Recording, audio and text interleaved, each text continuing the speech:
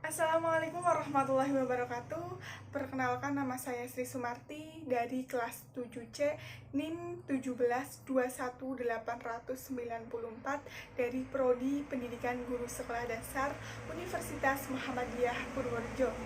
Saya di sini akan memenuhi tugas web dengan membuat video atau mendemonstrasikan website dari WordPress. Langsung aja di sini saya akan menjelaskan tentang bagaimana cara menggunakan dan fungsi-fungsi dari WordPress tersebut. Langsung saja ke videonya. Selamat menyaksikan. Ya, ini untuk tampilan yang pertama, yaitu tampilan di dalam Google Chrome. Saya di sini menggunakan Google Chrome untuk memulai akses ke WordPress. Ya, di dalam Google Chrome ini sudah banyak sekali sedia aplikasi-aplikasi, jadi lebih mudah bagi kita jika ingin memulai untuk menuju ke mana itu. Yang pertama, di situ ada YouTube, ada WordPress tentunya, ada email, ada Instagram, dan ada Google Maps juga di situ. Langsung aja teman-teman, kita menuju ke aplikasi yang akan kita bahas, yaitu aplikasi WordPress ya.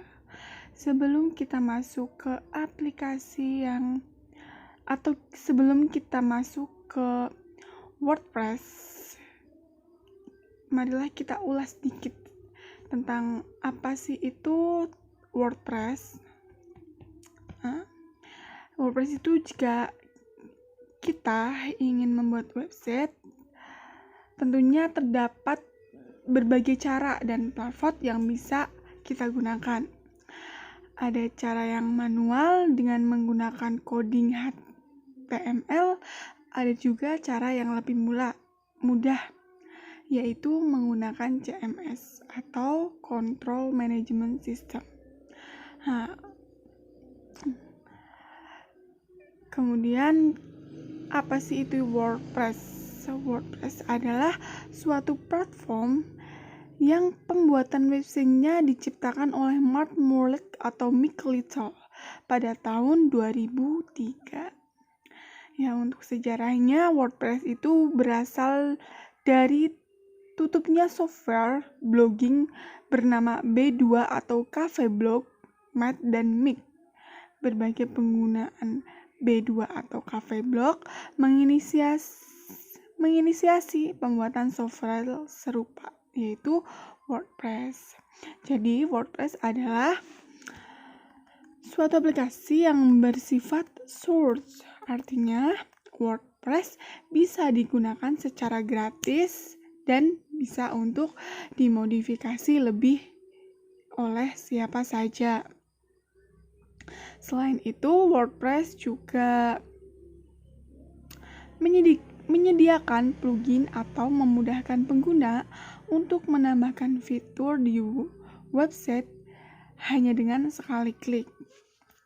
Jadi, misal kita punya artikel, tapi kita ingin menyebarluaskan artikel tersebut, kita bisa meminta atau menggunakan WordPress sebagai sarana untuk kita mempublikasikan hasil dari artikel yang kita buat, seperti itu.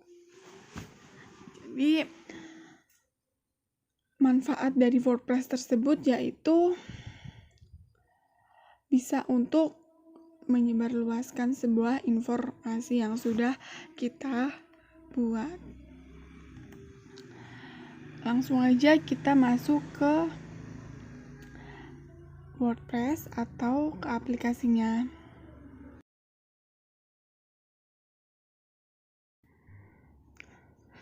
Ya, kita langsung aja masuk ke aplikasinya. Kita tunggu sebentar.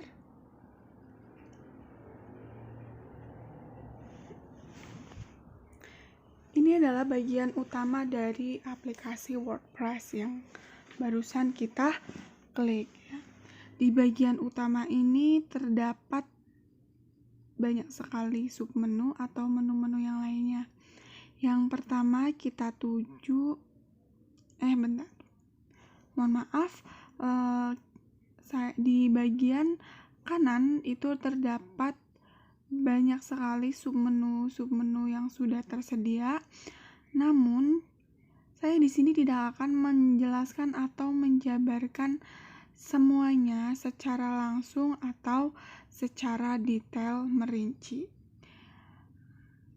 Nah, di situ sudah tersedia banyak sekali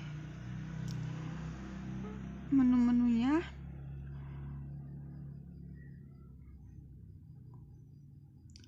Nah, kita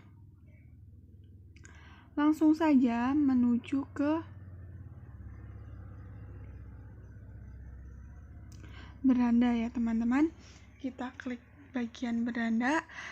Ini adalah tampilan utama yang kita klik di bagian beranda.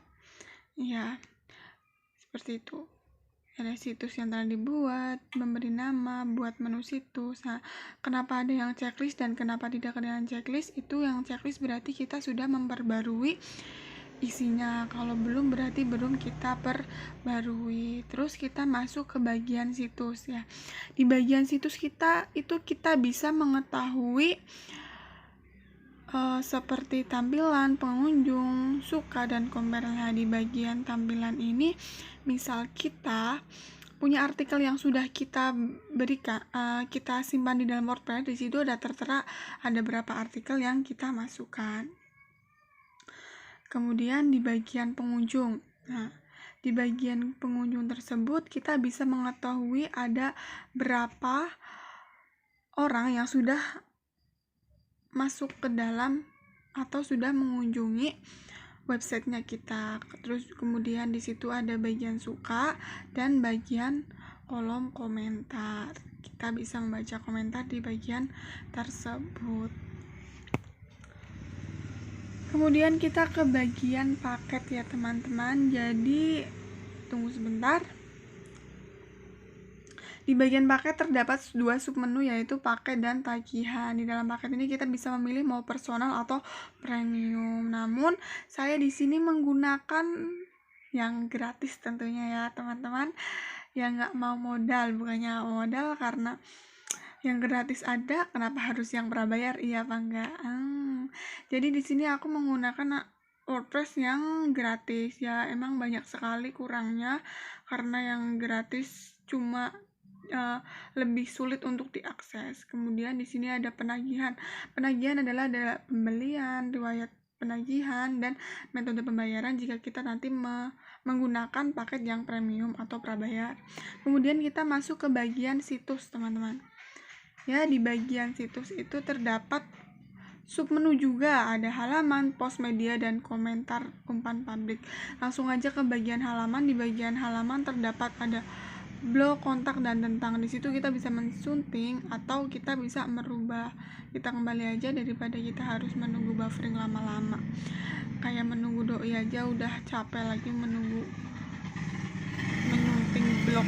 Nah, kemudian kita masuk ke bagian post teman-teman. Di bagian post ini sudah tertera sejumlah artikel yang sudah kita masukkan atau yang sudah kita post di dalam WordPress tersebut. Nah, di sini sudah ada banyak artikel yang sudah saya masukkan.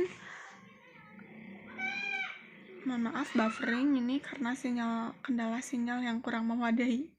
Nah, di sini ada sejumlah artikel yang sudah saya masukkan dengan judul yang pertama, kesadaran masyarakat untuk mencuci tangan dengan sabun, efek terus ada efek tidur terlalu lama, dan pentingnya minum air putih, pentingnya menjaga kesehatan tubuh, khasiat dan manfaat dari kulit manggis. Di sini saya lebih suka memasukkan bagian-bagian penting atau yang mengawet-awet atau yang lebih berbau-bau kesehatan gitu ya. Kemudian kita langsung ke bagian media. Di dalam media ini terdapat apa yang sudah kita masukkan ke dalam WordPress tersebut. Nah, jadi seperti gambar dan hasil artikel juga tersimpan di dalam sini. Kita langsung masuk aja ke situs yang sudah kita buat teman-teman. Jadi kita masuk ke dalam situs yang sudah aku buat. Saya mengambil tema yang saya ambil yaitu bermain bersama. Jadi kenapa saya mengambil tema dengan kata bermain bersama? Karena saya itu basicnya calon guru sekolah dasar. Jadi saya ingin membuat website yang disukai anak-anak, namun di situ tidak hanya bermain, kita juga bisa belajar bersama seperti itu. Nah, di bagian itu juga ada seperti kata persuasif atau kata sapaan. Selamat datang teman, ayo kita bermain bersama. Kemudian kita langsung ke bagian bawah ya. Di bawah itu ada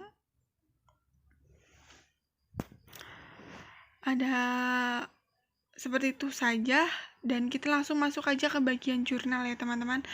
Nah, di bagian jurnal ini sudah terdapat sejumlah jurnal yang kita masukkan atau yang ingin kita publikasikan gitu teman-teman. Jadi di bawah sini sudah ada banyak sekali jurnal yang saya masukkan, yang tadi sudah saya bacakan di depan di bagian post. Kalau misalnya kita masuk di bagian tampilan, itu tampilannya seperti ini teman-teman. Kemudian di bagian tentang ya teman-teman. Jadi di bagian tentang ini kita bisa mengisi tentang data diri kita sendiri atau mengisi tentang kata-kata moto hidup atau apa, terserah kalian. Pokoknya apa yang kalian luapkan boleh kalian taruh di situ. Ya, kemudian kita masuk ke yang bagian kontak atau hubungi kami. Di situ kita bisa memasukkan Instagram, Facebook, email, dan nomor WhatsApp atau alamat kita gitu.